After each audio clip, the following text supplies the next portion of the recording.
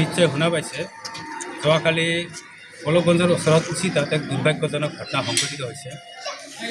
আমাৰ দেশী জনগোষ্ঠীয় মঞ্চৰ এক ৰায়পুৰ আঞ্চলিকৰ কৰ্মী আকৰামুল হক, পিতাৰ নাম সামাদ শেখ, তেওঁক কোনোবাই ৰাতি নিৰ্মমভাৱে হত্যা কৰিছে। ইয়াত বছৰ হৈছে, বছৰৰ পিছত তদন্ত প্ৰক্ৰিয়া চলি আছে, কিন্তু এতিয়ালৈকে হত্যাকাৰীক চিনাক্ত কৰিব পৰা নাই বা কৰায়ত্ত হোৱা নাই। একৰামুল হক, ভুক্তভোগী একৰামুল হক এই অঞ্চলৰ এজন নিৰীহ আৰু অতি অমায়িক বিশিষ্ট ভদ্ৰ মানুহ। তেওঁৰ কাৰো লগত আজিলৈকে কোনো কাজিয়া পেচাল হোৱা নাই। আমাৰ গাঁৱৰ মানুহে, আমাৰ সংগঠনে ইতিমধ্যে আমাক জনাইছে আৰু সকলোৱে জানে কথাষাৰ কৈ আছে। গতিকে এনেকুৱা এজন মানুহক কোনে নিৰ্মমভাৱে হত্যা কৰিলে, কোনে এই কামটো কৰিলে, তেওঁক অতি শীঘ্ৰে কৰায়ত্ত কৰিব লাগে। এইটো দেশী জনগোষ্ঠীয় মঞ্চ ধুবুৰী জিলা সমিতিৰ লগতে ৰায়পুৰ আঞ্চলিক সমিতি আৰু গোলকগঞ্জ আঞ্চলিক সমিতিৰ দাবী।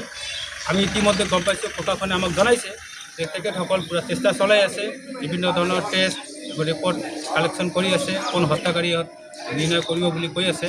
তথাপি আমি প্ৰশাসনৰ ওচৰত দাবী জনাইছোঁ যে অতি সোনকালে এই হত্যাকাৰীক উলিয়াই বাহিৰ কৰিব লাগে আৰু ভুক্তভোগীক ন্যায় প্ৰদান কৰিব লাগে। আৰু আমি যদি গম পাওঁ যে এই তদন্তত যদি হিমাহী কৰা হৈ আছে, যদি সময়মতে যদি তাক ধৰা নহয়, হত্যাকাৰীক কৰায়ত্ত কৰা নহয়, তেন্তে দেশী জনগোষ্ঠীয় মঞ্চৰ লগতে এই অঞ্চলৰ হাজাৰ হাজাৰ ৰাইজ আমি ৰাজপথত নামিবলৈ বাধ্য হ'ম।